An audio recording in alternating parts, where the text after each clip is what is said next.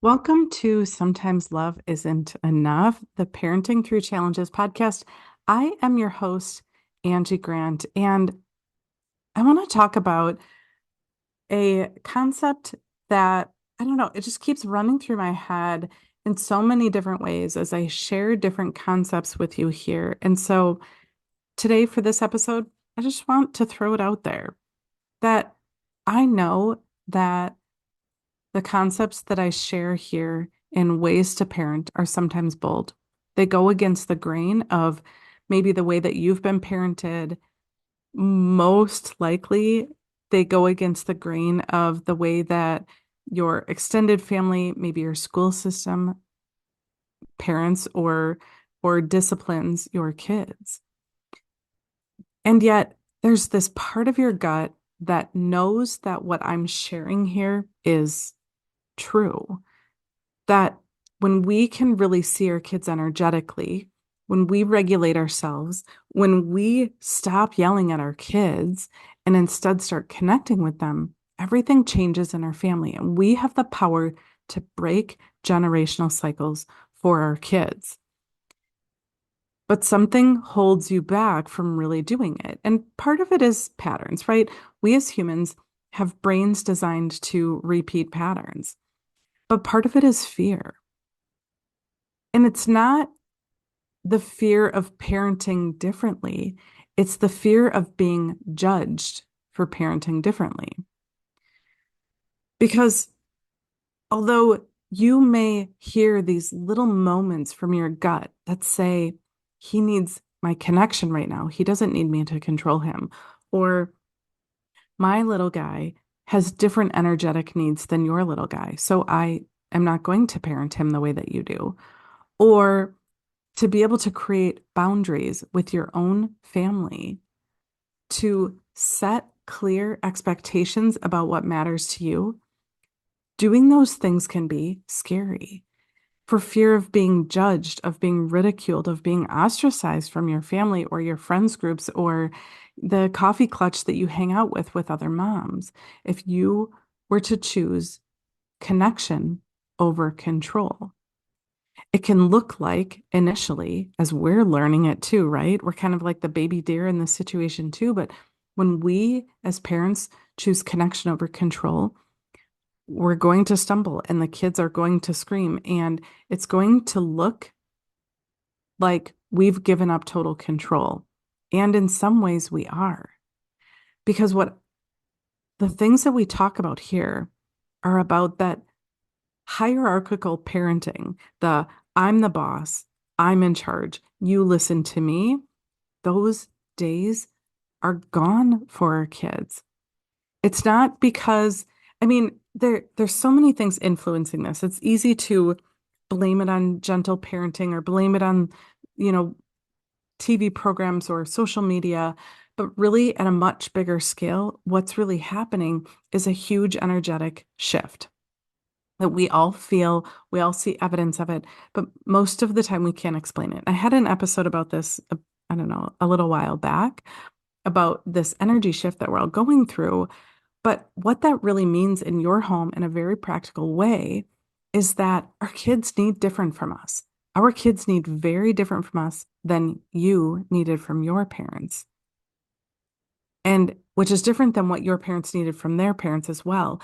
And even then, still, when you look back on your childhood and reflect on this idea of as kids having autonomy, feeling empowered over what was happening in our life, there were parts of us that needed that too when we were younger, and our parents just didn't know.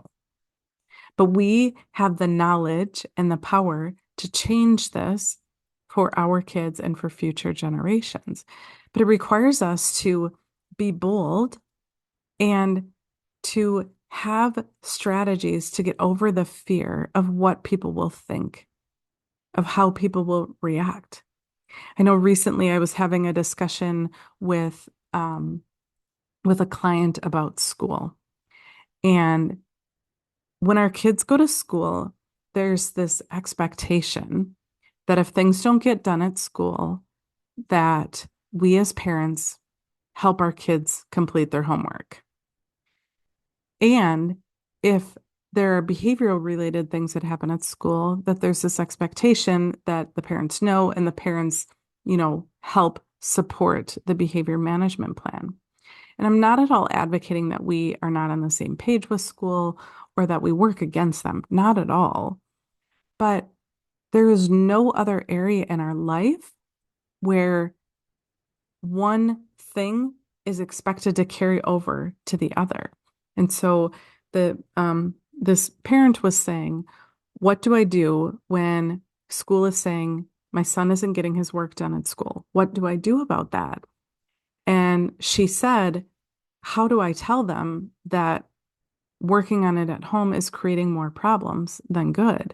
It's not really getting the work done, and it has been creating such a rift in her relationship with her son. And so then I shared the examples with her that if you were to go to work and not get all your work done for the day, in most situations, your boss wouldn't then call your spouse and say, hey, so and so needs to get the rest of their work done. So you need to be on them and make sure they get it done. Or vice versa with our kids, right? If our kids don't finish cleaning up their room or doing their chores, we don't then call the school and say, hey, I need you to come back to my house and make sure that they get these things done, right? There's this division in our lives, and we get to let home stay at home and school stay at school and work stay at work for the most part.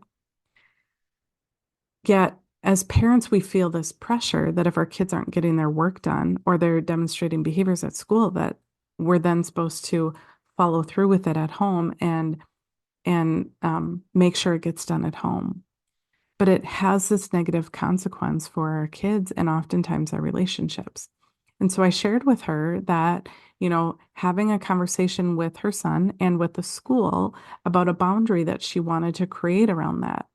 That idea of creating that boundary can be so hard for many parents because we've been so conditioned to think, well, it's just our job to pick up the slack if the kids can't get things done at school. But who decided that? It's just this rule that we've been holding on to for, decades now. And it isn't helping our kids necessarily. And again, I'm not saying that this is a cookie cutter rule for everybody because, again, we're all so unique. But that idea of challenging the rules, challenging the expectations, really being thoughtful about what we're putting forth energy for and where we need to create a boundary. Because when I think about what our kids really genuinely need from us, our kids need us to help them build their core human needs. Because something has happened in the fabric of our relationships over the past several decades or longer, maybe centuries, I don't know. But it continues to tear at that fabric of our kids' sense of well-being. And the same was true for many of us when we were younger. That as humans, we need to feel empowered over our own life. We need to feel loved and valued for who we are, not because of what we do. And when and another human need is being feeling safe, right? And of course, there are basic human needs like food and shelter and things like that. But I'm talking about those emotional needs that we have, feeling safe, feeling loved, feeling valued, feeling empowered. And so and feeling like we belong. And so as parents, when we notice that one of those core needs is maybe not being met the way that we know it needs to be for our kids. And there are some elements in each of our human designs that show where some of us have a deeper need for some of these basic human needs. So, as parents, when we see that there is a tear in that fabric of our relationship with our kids, or a tear in the fabric of our kids' basic emotional needs, then it's up to us to not continue to be compliant to what has been happening and continue parenting the way that that we were parented or that we've been conditioned to parent just because we're afraid of creating waves. Because that fear of what others will think will stop you from doing what you know in your gut is right for your family. And at the end of the day, although many of us like to say, like, I don't care what other people think, our mind, our words say that, and our nervous system continues in a loop of taking action out of fear for what others will think. We continue to do things that that demonstrate that our mind is telling this beautiful story about not really caring about others. And yet we will continue to make choices to follow old patterns. And perhaps part of that is being stuck in a fear loop, which is a normal human experience. And part of that is not taking a pause and being curious about what else is possible. What else is possible for your family, for your relationships? How else can you support your kids? And when I say how else, I'm not saying like, how else can you martyr yourself and do more and more and more? That's not what I'm saying. In fact, what I am saying is that there's so much that we do as parents, as caregivers, to overextend our own energy, trying to keep the peace in so many different areas of life instead of really um, releasing those expectations on yourself and on others, and really just focusing your energy on your immediate family and what they need from you, what they want from you, what energetically they're asking you for. So I get it, right? I get that fear of being judged. I get that fear of what if I trust my gut? Will I just lose complete, utter control over my family? I get it. And I know that society does not know what's best for your children better than you do. Your gut knows what your family needs. We've just been taught to not listen to it. We've been taught that there's some expert outside of us that knows better for you. So, as you're listening to this and thinking about what parenting for leadership looks like in your family, my challenge for you is to take a pause, maybe grab a journal, maybe meditate or go on a walk or take a nice bath, whatever works for you, and brainstorm what are all of those parenting expectations that you've been holding on to, implementing, that have been creating frustration for you. They've been creating challenges in your most important relationships. What are those expectations that your mind, and as you write them down, you believe that they're true, they are the truth. But I want you to write them down because then the next step that I want you to do after you have this list of all of these parenting expectations about things that cause frustration in your family, cause frustration in your relationships, maybe cause fights between you and your kids or you and your partner.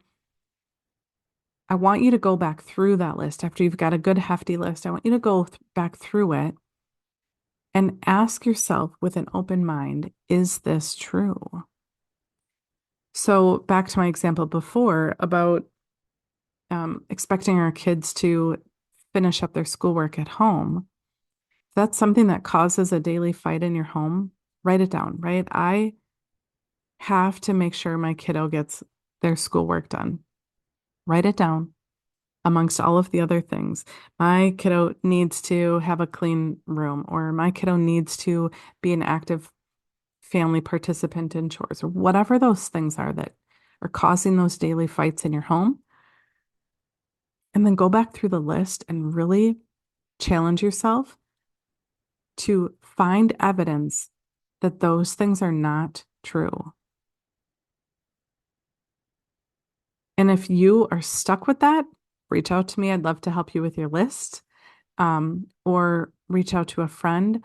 Or the other thing that I'll oftentimes tell clients too is if you're stuck on something and you can't, your mind can't flexibly think about it, you can't see it from a different perspective, then ask yourself, pick another parent that you know, and ask yourself, what would Susie think about this rule, this expectation that I have written down? Would they say that it's true or something that I've decided is supposed to be happening in my home? Because once we start having this awareness, we're able to start chipping away at these expectations that are causing us unnecessary frustration.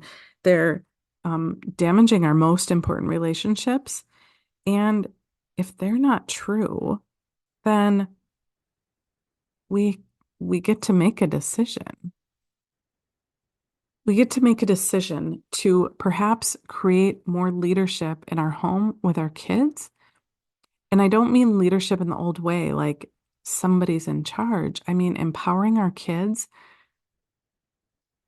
to make more decisions about the family as a whole instead of just about themselves. Because it is through this discomfort, as we're challenging the way we think about things, we're making decisions to really trust our gut in parenting instead of trusting some outside authority or some parenting expert. When we are able to really tap in to what feels right for us in our gut, things will shift in your family. Things will shift in how you connect with your kids. Things will shift in how you are able to empower your kids because it always starts with us. When we do things like making decisions that are aligned with us, not making decisions that are what make other people happy, which is what our mind does, right? We're faced with a decision and for most of us, not all of us, but many of us, the people pleasers of us, our mind quickly jumps to, well, if I do this, then this person will be happy. And if I do that, then this person will be happy. And if I do this, then I will maintain the peace in all of my relationships, right? This is what our mind does. But our gut says, yeah, but what about you? What about your family? What about your role in being stewards for your kids' energy to really help support them into thriving into who they're here to be? Well, being a steward for our kids and their energy is really hard if we have not first gotten into alignment with our own. So, learning how to trust our gut, listen to our intuition, make decisions that are aligned for us, that is where we start to really show our kids how to get out of this headspace that is full of peer pressure and anxiety and outside influence. And it doesn't match with what is expected from us in society right now. And it's creating chaos for our kids, quite frankly. So, like I said, it starts with you, with learning to trust that inner intuition, make decisions that are right for your family. And this is how we break those generational patterns. This is how we show our kids how to do it. So, if anything in this episode resonated with you, I would love to connect with you to really help you to embody these principles in your family, because this is what our kids need us to do. Our kids need us to stop telling them to calm down, to stop telling them how they need to be, and really start showing them how to take back control over ourselves, over our own bodies, and to really listen to our intuition. This is the work that I love doing with families, and I cannot wait to connect with you. Until next time.